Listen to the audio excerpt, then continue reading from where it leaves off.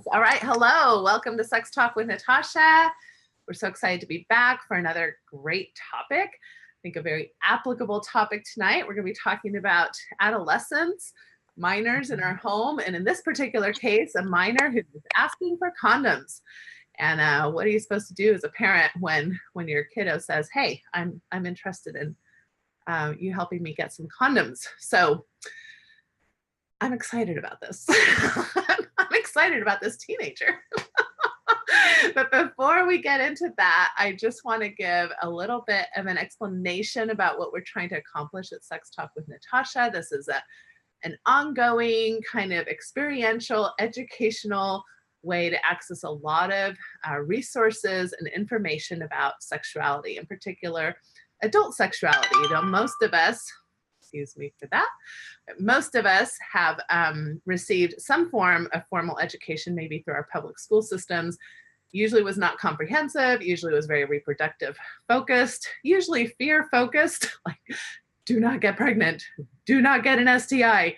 That's about, you know, the basics of what we received. And so then we go on and we move into adulthood, and it's not like there's adult sexual ed that we take in any formal way, unless you're really proactive and, you know, take a class, or maybe you're in a career where you have to take a class like I had to. So anyway, I think that this is a really important thing to prioritize in our lives, is our sexual health, our sexual pleasure, our sexual relationships. We tend to treat sexuality kind of a frivolity, something that's on the sidelines. We'll get to it if we have time, or as something that's just supposed to magically happen in awesome ways in our lives without necessarily putting a lot of intention or effort or, you know, just energy and resources to it. So I'm hoping to offer a cost-effective, ongoing resource that you can tap into and subscribe to. There's lots of different levels to subscribe at Patreon, Sex Talk with Natasha. There, and each subscription level has different things that you are offered, and all of them are great, and they're all fairly affordable. I think very affordable, actually, when you take into account how much it usually costs to see a professional who's certified in sex therapy. And although sometimes that is necessary and recommended, there's lots of other ways that you can access really good information, accurate information, evidence-based information, because there's a lot of misinformation out there that I'm also trying to educate about. So with that, I will turn the time over to Ashley, who is the producer of the show, Ashley Piccini, and let her give you some more information as well. Thank you. Sorry, I couldn't undo my audio. That was, oh no. That's good though. We're good. We're good. Thank you, Natasha. And thank you everybody for joining on this episode. We're really excited to be here with everybody. And it's always good to see everybody watching. So thank you so much for doing that. For those that are just joining, a little bit about the program. It's an hour-long program. In the first 20 minutes or so, we're going to have Natasha. Well, I think today we're going to do it a little bit differently, right, Natasha, where you're going to kind of teach us a little bit, but then we're going to jump in with our guest. Yeah, it'll be like 5 minutes of information. Yeah, 5 minutes of information, but a lot of great information. So really important. But then we're definitely going to bring our guest on, and she's going to share her story with us. And then we're going to have Natasha and her kind of talk a little bit. And then we always want to make sure we get to audience questions. So the last 15, 20 minutes we'll leave open to you guys. So if you have any questions at all, please go ahead and you can send us a direct message, email us, sextalkwithnatasha@gmail.com. And for any of our patrons, you can either send us a direct message through Patreon, or you can post on our community wall and we'll get to it. So please go ahead and do that. And then the first half is always free on Facebook. So for those that are watching on Facebook, please enjoy. The full episode, though, will always be on Patreon. So if you want to become a subscriber, head over to patreon.com/sextalkwithnatasha. Like Natasha said, there's some great resources over there, and it's a great way to, and a cost-effective way to get started with a sex therapist. If anybody wants to see Natasha professionally, please go ahead and head over to her online practice. It's called Symmetry Solutions, and you can find that at symmetrysouls.com. So now I'm going to go ahead and turn it over to Natasha. Thank you. And a great question I got today from somebody is, are these events available at all times, or are they only available on Wednesday nights? No, they're recorded, and once you're, and then we put them on the Patreon page So they're there kind of ongoingly. So if you can't catch it on Wednesday night, you can catch up as a subscriber at any point. And So, can I just jump in with that? And sometimes Patreon and even Facebook can be a little cluttered just because of the format. We have a list of all of the live Q&As on the website, Sex Talk with Natasha. So if you ever want to just go check out what all the topics are in one easy place, head over to Sex Talk with Natasha. There's a tab that's for the live Q&As. You can see all of the topics, and it's a quick link to the Patreon page.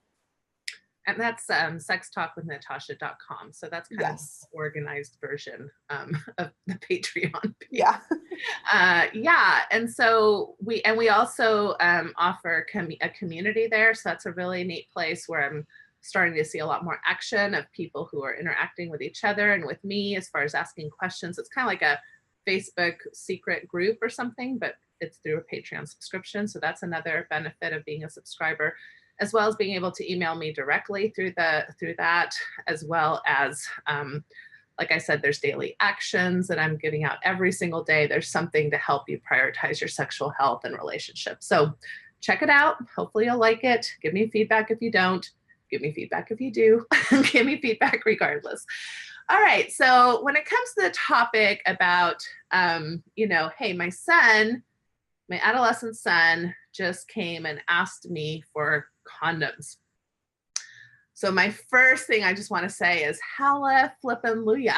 I just want to say, if you're a parent, even if this completely freaks you out, right, that your kid would do this, but if you're a parent where your kid is somehow comfortable enough with you that they would approach you and ask you about this, you're doing something right. You're doing something right, because obviously sexuality is usually very taboo. It's very hard to talk to our parents about when we're teens. I mean, think about yourself as a teen, go back to the day and think about approaching your parents about something like that. Most of us don't necessarily have an experience where that was easy or something that we did. So the fact that we're moving into an era where this is maybe happening more with teenagers is significant, and I think really speaks to some of the progress that we're seeing within sexual education approaches in our country. Not that I think it's still very typical, but I do think that it's fairly amazing when kids can do that. So regardless of your values, regardless of whether or not you're okay with your kid having sex, regardless of whether or not, your heart is palpitating and you don't know what to do and now you're stammering, this is a good thing that your kid feels open enough to talking to you about sex. And really that's kind of my number one point, is the way we react to our kids, the way we talk about sexuality with our kids, we're either going in a direction where we're shutting down conversations, or we're going in a direction where we're keeping dialogue open.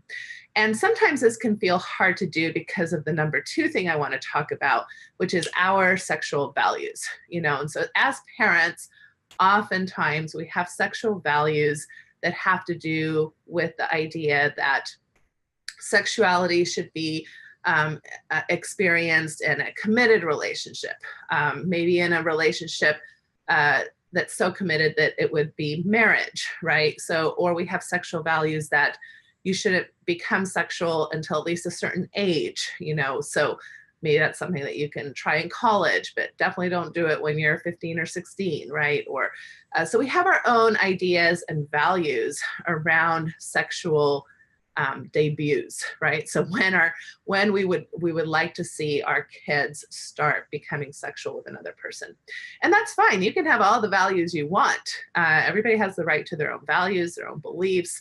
Maybe some of you have religious backgrounds or beliefs that would, endorse certain values. Maybe some of you have certain research behind your concerns, like emotional stability and maturity. There's lots of different things out there that inform our values, and we have a right to have them. Here's the kicker though. Your kids have a right to have them too. And they may or may not jive with your values, right? Or they may be in the process of developing their values, or they may have values that they're not necessarily in congruence with, and in line with their behaviors. In other words, their behavior doesn't necessarily match what they would say their values are. So there's lots of different reasons why your adolescents might be exploring sexuality in ways that don't necessarily fit your value system. So we need to find ways to talk to our kids, share our values, be very clear about our values, give good reasons for our values, and also make room for the agency and the autonomy that adolescents have in regards to making some of these decisions and starting to make some of these decisions, as early as 12, 13, 14, although that's not typical. Most kids in the United States report having penis and vagina sex, somewhere around the ages of 16, 17, 18. So it tends to be more of the statistical kind of norm. So that's just kind of a reality. And so do we want to, what I think sometimes the mistake is that parents make is that because I have these values, I cannot teach you anything about being prepared for sex, because if I prepare you for sex, then somehow that means you'll be more likely to have sex. And here's the other kicker, is that research doesn't support that either. So in fact, in countries where they're very comprehensive about sexual education, specifically the Netherlands and some other European countries, they're actually having penis and vagina sex, anal sex later than American kids. And they, of course, have us beat on all the statistics like unwanted pregnancies, unwanted STIs, etc. So are those kids not being sexual? No, they are being sexual, but they're being sexual in ways that maybe don't include as risky of behavior like penis and vagina sex or anal sex or even oral sex. And they're also finding ways to be much more protective about their sexuality.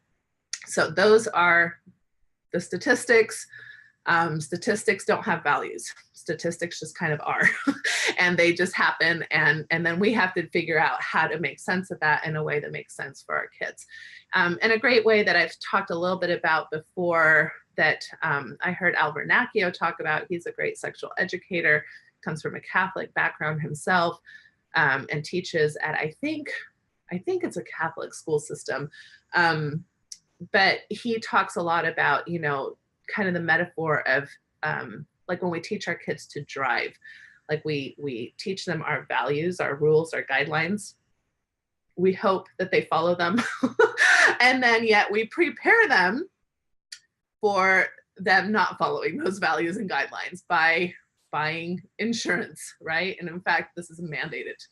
We have to have insurance as we drive vehicles, because we assume that things will go awry, whether it's because there's an accident, in other words, like somebody else causes a problem for you, whether you cause a problem either intentionally or non-intentionally to another person, or whether that just something happens that's outside of everybody's control.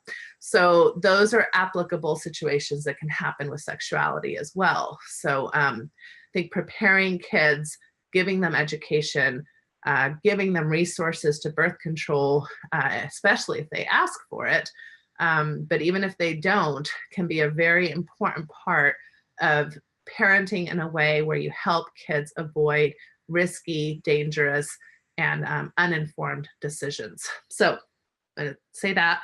I also want to say that, one of the things that we do, because we are so reproductive focused in our sexual education, and because we don't want mostly our kids to be having sex, we only focus on that part of the education. We miss the entire part of pleasure-centric education. And one of the things that I'll be talking about with the parent tonight is the possibility of teaching kids the ability to be sexual in different ways. It doesn't necessarily include penis and vagina sex. Not that kids won't have penis and vagina sex, but I'm just saying, are there other options? I think sometimes kids are even thinking from this perspective of, I'm either going to have sex or I'm not. But they forget that there's a lot of different types of sexuality that lead up to penis and vagina sex. Penis and vagina sex isn't even that reliable for female orgasm, which again, most kids, much less most adults, don't know that. And so there can be lots of ways to have fun and explore each other. But because we're so anxious and so not wanting our kids to be sexual at all, that we don't offer them those options. And our public schools are not offering those options because we are voting against them offering those options. And so all of our voting money is going to abstinence-based education, which we already know doesn't work. So what are some options that our kids could have, such as grinding, hand jobs, even oral sex, although that, can obviously lead to STIs. What are some ways that we can talk to kids about possibly being sexual in ways that are still fun, but maybe they're not ready for the responsibility of the possible risks of some of these other types of sexuality? All right, having said that, I'd like to bring our guest on the show. So Ashley, can you help us introduce her? Sure. We have Mandy here, and can you hear us okay, Mandy? Yes, I can. Awesome. Well, welcome to the show. We'll go about 10 minutes or so, and then we're going to cut off the Facebook feed, but we'll keep going over on Patreon. So just as a reminder to our Facebook people, patreon.com/sextalkwithnatasha. We'll keep going over there. All right. So Mandy, tell me a little bit about yourself, your situation. I just do want to say that we have permission to talk about this with Mandy's face on. So if anybody knows Mandy, they might know her children. So we have permission to have Mandy on the show as far as her physical self. So go ahead and tell us about yourself. So I have 5 boys, and I grew up in a very conservative LDS family where I was only taught abstinence. And so I have that in my heart and in my mind, even though I have more liberal attitudes towards sex. And as times have changed in my family, and my kids have gotten older, I've come across the need to have new opinions about sex before you're married. And that's kind of been a challenge for me. So that's why I've been reaching out to you and appreciating every word you say so much. I almost got tears in my eyes listening to you just now, but it means so much to me. But yeah, a little while ago, I told my one son, just please wait till you're out of high school. And when they graduated, he and his girlfriend, and I was just like, okay. I text them and I said, if you guys are going to have sex, now's a good time. And they just started laughing. And of course, my mom and sister were completely mortified because of the values that they have. But I can't stop my children from having sex. I can only tell them what has worked for me and what I'm happy with. But honestly, I've always been super open with my children. I want them to be educated. I'm a licensed massage therapist. And so my first experience with penises was a jar of penises in a cadaver lab. And I was an 18-year-old Mormon girl. And I was like, oh my gosh, what is this? And I didn't want my kids to ever feel that way. So we've just really kept the lines open. And I taught them from an early age, that's your penis, girls have vaginas, just using all of the proper terminologies. And it seems to have worked. I hope they're growing up to be great people. But recently, one of my kiddos came to me and he's like, I think that, yeah, it's time for me to have condoms. And I'm like, we've been talking about it for a year, he and I. And his issue is, if it is safe, if it is consensual, what is the moral debate, mother? And we just kind of go around and around in a circle till finally he's like, yeah, I need him. And I never react in a startled way when my kids are like, can you get pregnant if you have anal sex? And I'm like, that is a really good question. Yeah. I'm like, yeah, I guess you could. It's not a big likelihood, but crazier things have happened. And I love so much that they will ask me these questions. But that's the day that I really reached out to you, because this kid is not out of high school. And so I'm like, the Mormon mommy in me is saying, red flags, alert. Don't, just tell him never, ever. But we can't do that. If I act that way, I will see what I have seen for years. And that is kids getting pregnant. and then going through heartaches of keeping babies or giving babies up. And I just don't want my children to have to go through that. And I don't want them getting sick. And this child just said, I don't want you to be mad at me, and I don't want shamed. And I was like, buddy, we're not going to shame you. And he's like, well, will dad shame me? And so I started texting dad immediately. And I was like, this is what your dad says. And then I started sending to his girlfriend also. I was like, we love you. This is our opinion and we support you. And so I went to the store actually with him and was like, here's $20. And I said, I'll see you.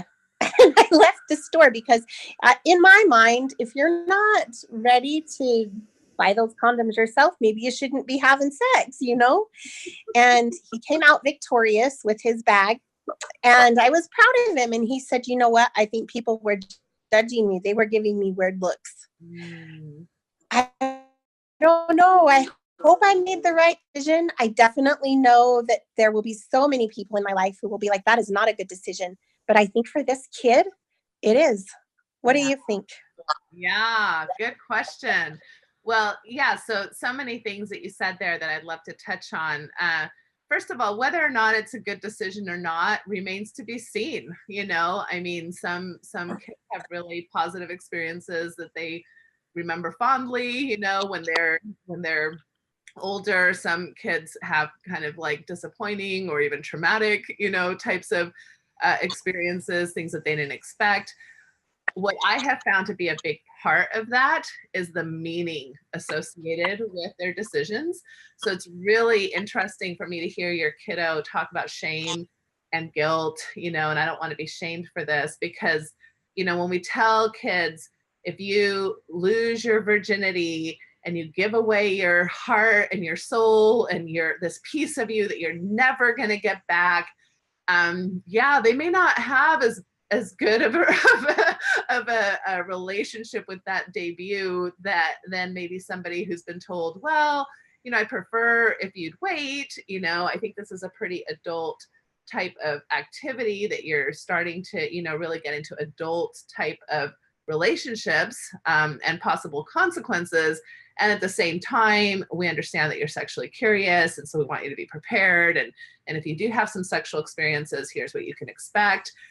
That's going to have a lot different meaning to that debut, you know, than somebody who's like has all this anxiety and kind of guilt or shame about that. So that's where we as parents play a huge role in the type of experiences our kids might be having around sexuality. And like I said, they're usually going to have those sexual experiences with or without your approval. Although, I mean, parents can be influential. I'm not saying that kids don't ever listen to their parents. They do.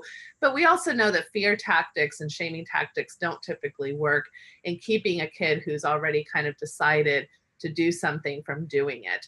And so now you're just complicating their relationship with that particular thing that they're choosing to do. Now, you mentioned, let's see, how much more time do we have, Ashley? Like maybe a few more minutes? Yeah, we have about 5 more minutes, okay. And then we'll cut the feed, but we'll still keep going on Patreon. Okay. So I think that if your question is, did I do the right thing? I am going to hands down say, if adolescents are coming to us saying, I am going to have sex, yes, it is the right thing to make sure that they are educated about birth control and that we are helping them have access to birth control. Some people might say, well, you have to purchase your own condoms, you know, if you want to have them. Or some people might say, like you said, you know, you have to go into the store and purchase them yourself. Or some people will say you'll have to come up with the money yourself, right? If you're going to do adult things, you've got to act like an adult. Those are kind of like, those are tweaks. I don't have huge opinions about that. But if it comes down to, you know, they're going to have sex and they don't have a condom, I would prefer for them to have a condom. And there's quite frankly places that will give them out for free, you know, so there's Planned Parenthood, there's lots of other usually community resources that, you know, you might even let them know about in case they want to access those things without your knowledge.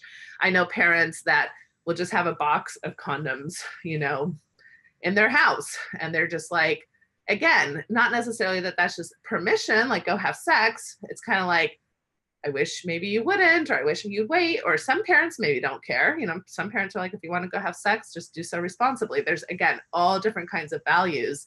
This isn't really a values discussion. This is an education discussion. And this is an access to resources discussion. And so some parents will just say, it's here. If you want it. I think we got a comment on Patreon today from a subscriber that was their approach. And so little by little, they just noticed the condoms were disappearing. And not only for their children, but their children's friends. So isn't that interesting, right? Because now you've got peers, you've got teenagers that can't go to their parents, right? That can't have these kinds of conversations with their parents.